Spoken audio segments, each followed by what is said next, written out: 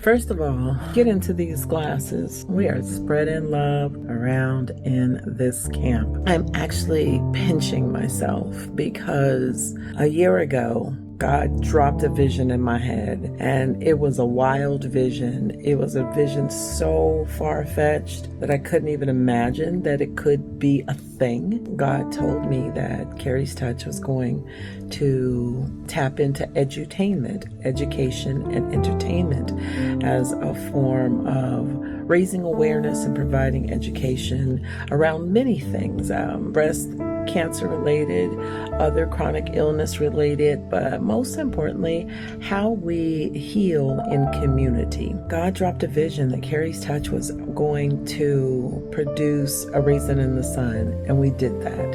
And then God dropped another vision in mine, two other visions. And we said that we were going to take this show on the road, that we were going to come to LA.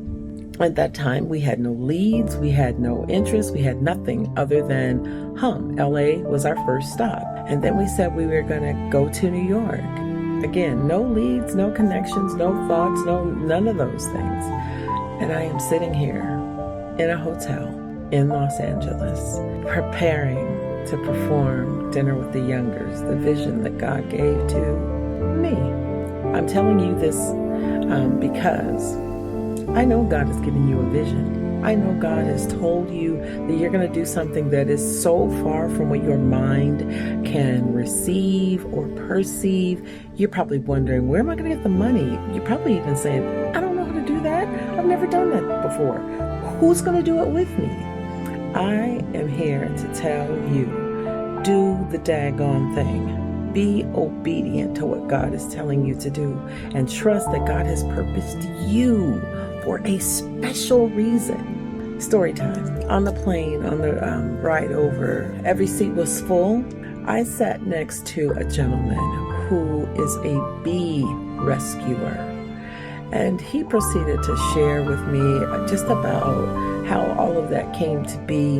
This introvert was willing to engage with a total stranger in the middle seat about him becoming a bee rescuer. And then he told me about losing his baby at 9 months to SIDS, sudden infant death syndrome. He talked about the pain and the agony, but he also talked about the beautiful journey from this realm to the next realm, And he said, it's something that's just absolutely unimaginable. And I said, I can imagine it. I lost a son, and we bonded. We had this beautiful moment, this beautiful connection. And then we had this moment of silence and reflection about our babies that are rejoicing, if we, believe that there is a God and a heaven, which I do, that they are rejoicing together in the afterlife. But only God would know that moment would happen. Only God would know that I'd be on a plane at that time, headed to Los Angeles, doing something that God dropped in my head while I was on stage performing, just to let me know that God is always watching, that God is always with us, and that God is always taking care of us. Our guiding scripture for this event, this excursion, has been Joshua 1:9. Have I not commanded you?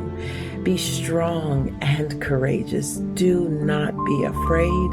Do not be discouraged. And know that God is with you everywhere you go.